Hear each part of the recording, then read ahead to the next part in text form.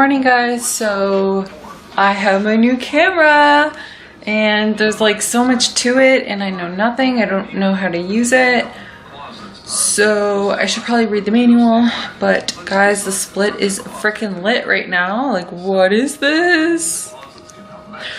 So okay, today is Wednesday, July 25th, and today I'm 10 days out. So 10 days out from the Natural Canadian Pro Qualifier. So at this show, they're giving out one pro card for the overall bikini winner, which means that you have to get first place in your class, and then all the first places in all bikini compete against each other, and then the overall from the first of the first gets their pro card. So it's not like the States where like every first place winner in their class gets their pro card. No, it's a lot harder than that. So anyways, just thought I'd explain that because a lot of people don't understand the difference between Canada's competition to the US, and they don't understand when I say that it is harder in Canada to get your pro card, especially because there's a lot less national shows. But I think this will all change over time. But anyways, that's my little ramble. So right now I am getting ready. I'm gonna have my meal one, and then I am heading to the gym, and then I will be heading to meet my coach in Toronto. We are gonna do a check-in and just go through a quick posing, and then we're gonna train. And yeah, so I might be doing posing with Vidal Clark, who is one of the CPA judges, and he's also a pro himself. And this guy is lit. He knows his shit. So you guys already know meal one. I have my fish. I have 3 butter popcorn rice cakes with 2 teaspoons of coconut oil. Then I'm going to do 1 rice cake with this sugar-free jam, which is only 5 grams of carb per tablespoon. And there's like massive chunks in it. It's so delicious. My number one piss off with Quaker is when their freaking rice cakes are cracked. Like, look, these are all cracked. Like, you should see all the bags. Like, these are all cracked. These are all cracked. Like, I can't eat a freaking cracked rice cake. No. Okay, but that's meal one. Hey guys, so I finished up cardio in London, and then I am now heading down to Mississauga to see Coach, and my appointment's in 15 minutes. I'm literally 15 minutes on the dot away. So that's just my life. I literally am late for everything, or just perfectly on time, because life always works out great. So there's that. I will try and record some footage, and it's a beautiful day today. And this drive is so fast from London. Holy shit. When I used to live in Windsor, it would take me like fucking 4 hours to just come down to see my coach for an hour and drive back 4 hours. This was like an hour and a half. It was like bomb. I could do this all day. Okay. And Fidel made room for me, so I'm gonna pose with him after I meet with my coach. So I won't get home till very late, and I will remember to keep freaking vlogging and recording my meals, because I'm the worst, even though I only eat 4 meals a day and it's the same damn food every damn day. Also, I made an Instagram post about, I feel like when people get closer to the show, a lot of people just like stop posting what they look like on social media and like kind of go into hiding, and I don't really understand that. Like, personally, I believe like you worked hard for this, so like own it and rock that shit, because you worked your ass off to be here. And I find the people that hide before the show are the ones who post like throwback after throwback, or like post 1,000,001 pictures after the show, after the fact that it's all done. But if you just recorded and posted leading up to the show, then we wouldn't be bombarded with like 1,000,001 things. Anyways, that's just my personal opinion. And the second thing I wanted to say about that is, honestly, if you're going into hiding to like shock people when it is show day, so if you're like purpose of going into hiding is to like shock people and like show them your new and improved package, honestly guys, 98% of the time nobody gives a fuck. Like, I'm sorry to break it to you, but it's that's the reality of it. Like, people aren't sitting there waiting for Iron Curls to put up her next post. No, like, that's not life. So get over yourself and fucking, if you like a picture, post it. Don't care about what people think of you, because far too often I hear way too many people do that, and they like hold back just because they're scared of somebody else's opinion. Like, why do you care so much? Just post what makes you happy, do what makes you happy, and at the end of the day, as long as you're happy, that's all that matters. So yes, see you in the next one. And sorry, my intro got cut off this morning. My memory card ran out of space, so go figure. Okay, this is why I'm the worst vlogger, because I always forget to film my freaking meals. Okay, so I have those which are freaking half-eaten, and then I have my half-eaten fish, and I'm on my way to Toronto to see Coach. All right, so we are, is it 10 days out? Yeah. 10 days out from the Natural Pro Qualifier, and I forced you to do this body comp test just to kind of see that we're still on track and give you a little bit of reassurance, hopefully. What we found today was, the last time we did this was leading up to the Toronto Pro Qualifier, late May, and what had happened at that check-in was That's when we first started prep. Yeah. And I forced you to diet me. Right. That's when we started cutting down. Oh no, that would have been Guelph. No, that was, yeah. That was June 4. Yes. So this May one was for the Guelph prep. Yeah. Okay. Not Pro Qualifier. No. Okay. So this May 18th number, you kind of shot up a little bit. Skin folds were up a little bit, body fat was up a little bit, and this was for me like a really cool example to put in my portfolio to the other coaches, that when a client is ripped and they try to do more cardio and eat less, where are they going to go? Their body is actually going to fight that, hold on to fat, and actually start taking the nutrients that are coming in and converting them to fat, because it's like starvation mode. It's like you were shredded, you pushed a little bit too hard. In my defense, I kind of fought against it, but you're like, no, prep. Prep means more cardio. Prep means less carbs. And everybody thinks like that. But for you, Nadia, you're the rare one where it's like 6-7 weeks out, you were very close to stage ready anyway. Tried to convince you of this, finally got through to you, but this moment here was the time where it was like, all right, numbers don't lie, this is an objective reading, I'm wasting my time trying to get more shredded, it's actually working against me now. So we're past that now, we gave up on that, we reversed the cardio, added the carbs back, you won the Guelph show, and then you took third in Vancouver. Amazing year so far.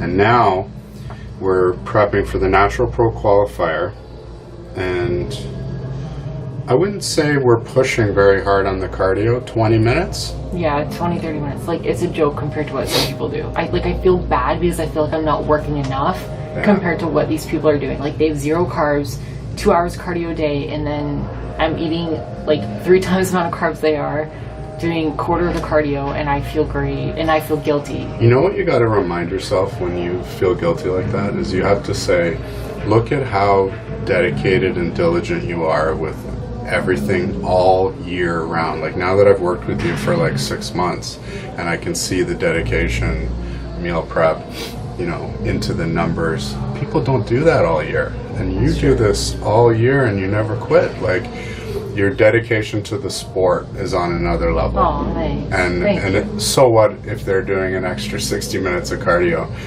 There's 24 hours in a day, and you're committed all 24 hours, 365. So as far as the amount that you're putting into the sport, you should never put yourself down if somebody's doing a little extra cardio. Okay? So where we are today, body fat in May, we were 11.3. No, we were 14.7. Is that right? 14 pounds. No, we were 11.3% body fat in May. We are now 9.79. You had 14.7 pounds of body fat, and now we have 11.5. Okay. Your lean weight is about the same. So I've got your lean weight at 115 in May and around 115 now. So according to the numbers, you know, I know you said you feel a little smaller and softer, but the numbers are saying that the muscle is about the same. Your body fat is down. What can you say for why you think your body fat is down? I don't know. I feel like with each show, after that giant refeed, after each show, it kind of like sets up your metabolism really well. Yeah. And if you continue your diet after a show and don't like go binge all week long, then I feel like your body, it's just in a really good spot because you're using that post-show like rebound or the post-show meal to just kick it into high gear. And now you're like, I don't know. I think it's the consistency, and with each show you just get tighter and better and better. I totally agree with you. I think you're onto something there, and I think after a show your body is in this state where it wants to be fed, and if you feed yourself a cheat meal every single day for 2 weeks, you're going to gain a lot of weight. But what you did is you gave yourself just a little splash of a refeed, and then you went right back on your diet. So it's kind of like throwing gasoline on the fire and then walking away and letting the fire burn, as opposed to some other people let the fire get out of control and they spill over all over the place. Yeah. So you just kind of stoked it, metabolism got fired up, went right back on your diet. And at this point, I needed to see this when planning your peak week, because this kind of screams Nadia's depleted. So when you're this depleted and you're 9.8% body fat, under 10% body fat for bikini, we're almost too ripped, too flat, and you don't really need a deplete because you're depleted. So the deplete, I would now modify that. I'm glad I saw you, and maybe instead of a 3-day, we might just do a 2-day deplete, and we probably wouldn't go under 125 grams of carbs and not the 75 like I said. Okay. Yeah, so what we do now is like we look back at photos from the past few peaks. You send me photos generally in the last 48 hours, like twice a day. I look at those photos. I try to pinpoint, was there a point where Nadia looked better than when she did on stage? It's difficult because you're comparing to stage lighting. But if there's a point where I say, okay, Friday night, this was the look that we should have had, what were the variables that we changed and we probably shouldn't have, then we reflect that in this peak. But I feel like every time I've like gotten on stage, that was my best at that time. Okay. Like I think going into Vancouver, that was my best. Like I don't think I peaked too early. I don't think I peaked the day after. And then but with each show I was tighter, like compared. I think Guelph was an awesome warm-up show because we learned that I needed more water, because when I look at those stage pictures compared to these ones, I looked a lot softer, but basically my body weight was the same. It's just I needed more water. So we learned, because if we didn't do that show, we went into Van doing less water, like doing what we would have done in Guelph, then I wouldn't have looked that good, right? But Van, I looked really good because we had that trial show. But yeah. And even with the flight, you know, you were able to get past that extra water retention.